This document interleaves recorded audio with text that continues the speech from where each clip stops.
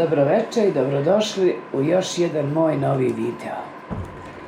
Evo, nisam se odavno nešto snimala. Ne znam, nekad nemam vremena, nekad nemam ideja. Nekad... ne znam šta pametno da vam kažem, ako i sad imam šta pametno reći.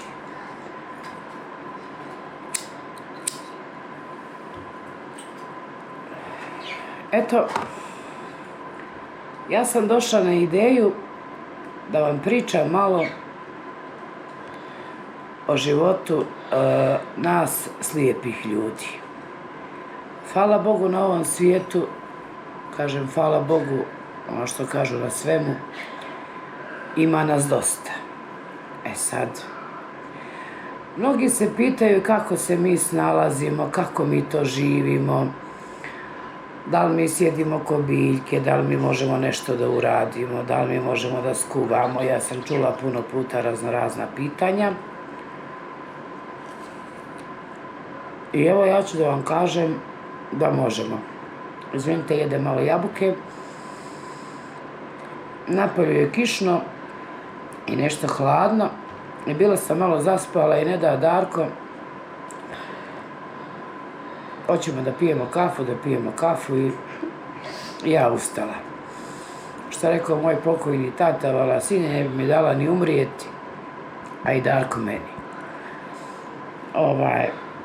Znači, znam sigurno da ima onih koji misle da mi ne znamo ništa, da mi ne možemo ništa, u stvari.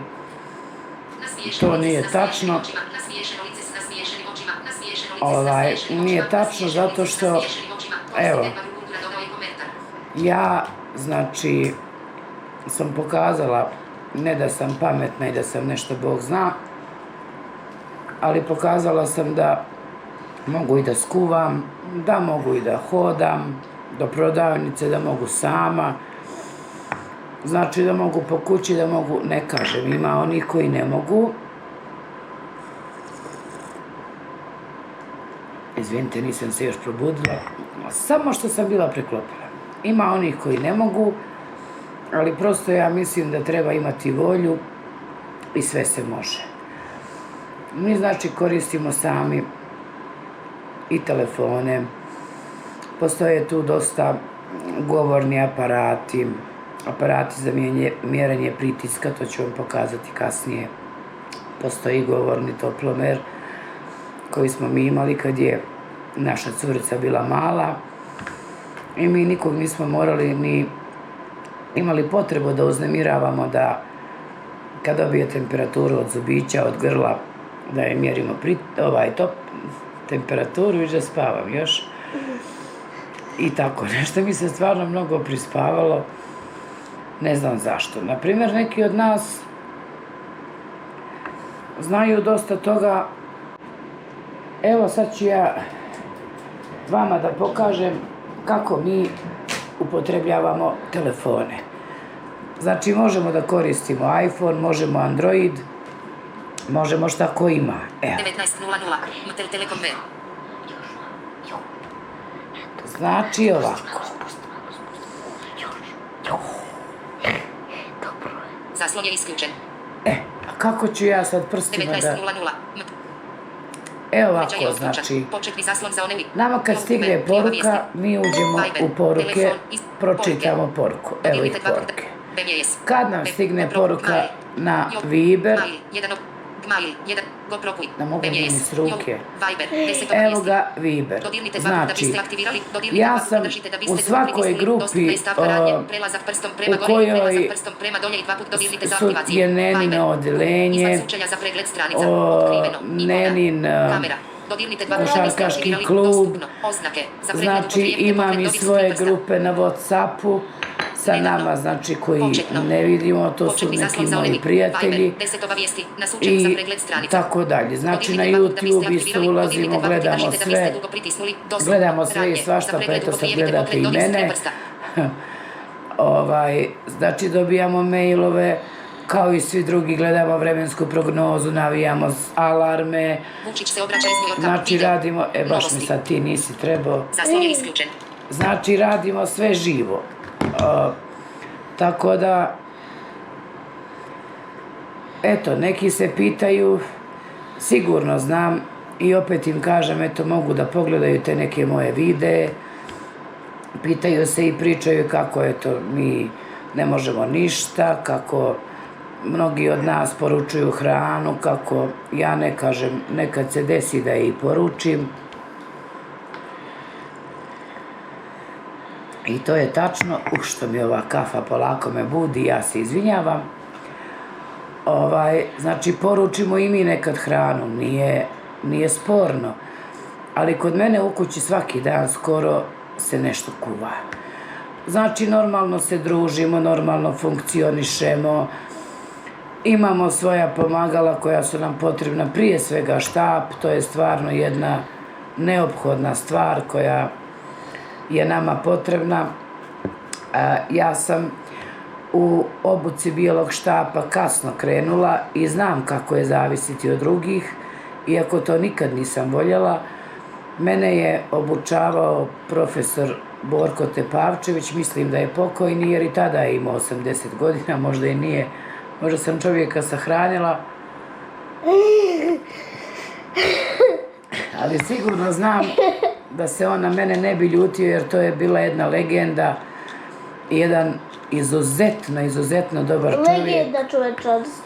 Sa kojim sam ja, koji je sa mnom radio te časove. Znači, nekad gdje sam ja stanovala, uska je ulica, bilo je teško i čovjek se plašio da ja to neću moći, ali ja sam to savladala, to mogu da potvrde svi koji su gledali. Znači, kad sam prvi dan uvatila štap, to je bilo moje zadovoljstvo. Ja sam sebi rekla, ili ideš ili gineš, treće nema. Crveni krug, živa istina, mjesto dobro veče iz Zenice. Pozdrav od Muhameda i mene, Čeva Pešlić. Znači, čujete sve šta moj telefon priča. Ja, to je živa istina. Nedžad, ja sam pretplaćena na taj njegov kanal, zato što je dolazio čovjek da me snima, pričali smo tu priču milion puta i on je zaslužan što sam ja krenula sa ovim svojim kanalom i moram da ga pozdravim. Sljedeća osoba, znači pozdravljam sve one koji me gledaju, koji su me zapratili i kojima nije muka od mene. Moram da pozdravim i prijatelje iz Amerike, Veselo Kamionđiju, njegovu suprugu, njegovog sina i svu njegovu djecu, unučad i komplet porodicu. Pozdrav divni ljudi za vas. Sad ja vama šaljem poljubac. Da li će se to vidjeti, ne znam. Vidjelo se ili ne, ja sam probala. Molim, kamerman, nije ništa rekla, dobro. Znači, ja ću sad da donesem moj govorni aparat za pritisak. Nadam se da mi nije skočio, pošto me Darko probudio. Da izmjerim, aj Neno, ponesi mi da pokažem kako to sve zvuči i kako to sve izgleda. Pričat ću vam posle toga jednu priču isto interesantnu. Za neke je možda interesantna, za neke nije. Ali eto, nešto da trabunjam moram. Samo sve što pričam, to je živa istina. Što reče Nedžad. Tako da, evo vidite. To je znači moj govorni aparat. Malo upravi kameru, Neno. Znači, to je taj govorni aparat koji ćete vi sad čuti, samo da vidimo. Dobro je kamerman, sad vrati dolje, pardon. Sad ćete vi da čujete kako nama mjeri aparat pritisak. Samo da ja to sebi namjestim. Kažem, imali smo i govorni toplomer, nego on više ne radi. I nažalost završio je svoj, nabavit ćemo drugi, mada je Nena sad i velika. Sad ja moram da ćutim i da trpim dok ovo naduva.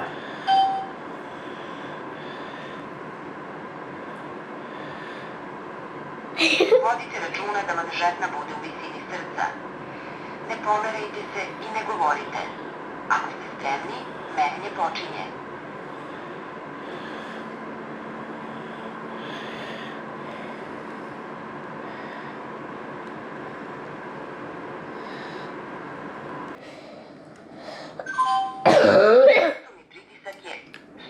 Dolari vidite. Vaš dijastolni pritisak je 71. Evo, znači čuli ste Ili se svađa ili se... kako radi taj aparat. Znači, eto, to je govorni aparat koji mi, to je neki Medisanin, sad su se pojavili neki, ne znam, Prizmini, ali oni mi nisu nešto. Tako da znate, znači, ima dosta tih pomagala. O, samo mi je Lučić falio. Ima, znači, tako tih pomagala dosta koje mi koristimo kompjutere. Preko pomoću njih možemo da čitamo knjige. Sad vam to ne bih prezentirala jer bojim se da ću odužiti, ja ne znam koliko bi bilo to interesantno. To radi na principu kao i telefon. Kako me kafa budi. Znači, u principu radi kao i telefon. E sad, za mnoge koji ne znaju, slijep čovjek može da radi sve i svašta. Jedino ne može da piše na ovom, na primjer, kako ja kažem, videćem pismu i da čita, a znači može sve, skoro sve drugo. Ja sam, vjerovali ili ne, kad sam bila možda nekih 10 godina posle škole, vidjela da je vrag odnio šalu, da nema posla, da nema ništa, i meni su došli moji prijatelji Peca i Elvira. To su mi rijetko dobri prijatelji kojih, nažalost, je teško naći. Oni su došli kod nas da pijemo kafu i tako su počeli priču svojim tatom zašto Vera ne bi otvorila trafiku, ona to može. Ne znam šta, onda on kao, ma to treba da molim nekog da nađem da mi to napravi, ovo ono, oni ga, boga mi, ajde, pa šta ima veze, pa neka proba, pa nek nešto radi, pa malo i da zaradi, pa malo tamo vamo. Ja sam, ljudi, vjerovali ili ne, u starom komšiluku gdje sam živjela, to su Ševari, smijem da pomenem, Ševari se ne mogu buniti. Tamo gdje sam živjela, ja sam tu radila sa tom trafikom, pa ne znam baš tačno, ali mislim blizu 10 godina, ako ne i malo jače. Znači, radila sam i sa parama, i sa cigarama, i sa svim i svačim. Bilo je ljudi koji su pokušali da me zeznu, da umjesto kad stavim ruku na primjer, point koji je bio najjeftiniji, oni kažu, nije to point, a ja se onda napravim luda, pa kažem, dobro, izvinite, molim vas, a gdje je point? Tamo, i navede mi ruku na Marlboro. I kaže meni, to je point. Tada je bio došao jedan stari čovjek, to nikad ne mogu zaboraviti, nagrdila sam mu i kosu na glavi. Ja mislim da ne zna ni gdje je došao da kupi, a ne šta je trebao da kupi. Tako da, i tu sam dosta prošla sa ljudima. Bile su većinom moje komšije i Ševari, znači koji su rado kupovali, rado dolazili da kupe cigare, upaljače. Ja sam tu znala da napravim malo i sjelo. Ispred trafike sam imala sto i stolice, u stvari moj tata. I mi smo onda tu znali da sjedimo, da pijemo kafu, da svrati neko, tako ko mi je dragi Mio. Ja svratim predveče da popijemo kafu, a ja i moja Elvira smo najviše dana tu provele i u stvari noći, ako se tako može reći, kad bi ta trafika progovorila šta smo ispričale, ne znam šta bi se desilo, ali eto, hvala Bogu, i dan danas ja i moja Elvira se viđamo i čujemo i volim i nju i komplet njenu porodicu, mislim ovu užu rodbinu koje znam, majku, da je Bog da još godina života i zdravlja. To je jedan razgovorđija, iako žena sad već ima neke pristojne godine, mnogo je simpatična, znači obožavam ih. I eto, oni su mi tada bili, kako da kažem, od neke koristi da se ta trafika otvori. Boga mi, bilo mi je interesantno raditi, a imalo se i po koji dinar da se malo potroši, a Boga mi da se ispuši. Neka koga šiša, to je valjalo je. Posle kad sam se zaposlila, ta trafika je morala da se zatvori. Čak jedno vrijeme su mi kao nešto prijetili inspekcijom, ja sam sve govorila ako dođu ja ću kantu benzina i šibicu pa bit će gori vatra. Tako da eto nikad mi niko nije ni došao, čak jedan inspektor je kupovao cigare, nije me nikad opomenuo. A vjerovatno misli ludo, gdje će da se bori sa mnom. A ta trafika i dan danas postoji. Ta trafika i dan danas postoji, hvala Neno. Žao mi je što ne mogu da slikam tu gdje sam ja radila. Boga mi bilo je to lijepo, bili su to lijepi dani. I eto kažem vam, za sve čovjek mora da ima najprije volju da bi u nečemu uspio. Eto, na primjer, ja sam željela da se rodi Nena. Iako sam znala da nije lako podići, mislim, tako bebče malo, ali eto i to smo uspjeli ja i Darko, zahvaljujući našoj snazi i našoj volji. Rekla sam i pričala sam do 40 dana babica, posle smo mi sami, jer ona je rekla ja ne mogu više da ti dolazim. Nema, sve znaš da radiš pa moraš i to. I eto tako, podiže se i naša Nena. I evo nek je živa i zdrava i svačije dijete. Zahvaljujući mami i tati, ja sam sad velika i bučvosta. Zahvaljujući Bogu dragom, sine. Pa onda mami i tati, eto, porasla i nadam se da će biti dobar čovjek prije svega, da će dobro učiti, ali da će dobro slušati i da će izrasti u jednog dobrog čovjeka, u jednu dobru ličnost koja će znati da brine samo o sebi, a već ona zna da se bori, dosta je borac. Kažu na mamu, ne znam, ali na koga god daje, ili na tatu ili na mamu, samo nek je dobra. Eto, dragi moji, kažem vam, slijepi ljudi pale sami mašine za veš, za sudove, za sušenje veša, pale šporet, niko nije umro, niko nije nešto sad, ja kažem, vidjet ćete vi jedan dan kad ja budem pekla priganice, to je show program. Znači to... Jednom ju je palo 20 jaja, pa je kupila i kupala. Ne upadaj mi u riječ. Molimo vas da prihvatite. Uči se kako se ponaša. Vaša podrška se isplatila. Znači, pre 27. septembra 2025. vidjet ćete vi jedan dan kad ja budem pekla priganice, pa ja kad uvatim baton od tijesto s kašikom, ono mi proleti pored tiganja malo, ali dosta ode i u tiganj. Ali to je opet sve moja volja, znači da ne budemo ničega željni. Ali sad sam ja to vama rekla da ja prospem. Ali sve što prospem ja i očistim. A neko nit prospe, nit očisti. Zato što ni ne pravi. Vidjet ćete, nisu moje priganice baš tako loše. One ispadnu lijepe, samo što eto tako dešava se da mi iz kašike malo padne pored tiganja. Ali ja se ne sagorim, ja to poslije sačekam da se ohladi, pa ja to pokupim. I eto, znači sve se može ako se hoće. Da budemo prijatelji, da pružimo ruku prijateljstva, u svako doba smo tu. Volimo da se družimo, volimo da se šalimo na naš račun.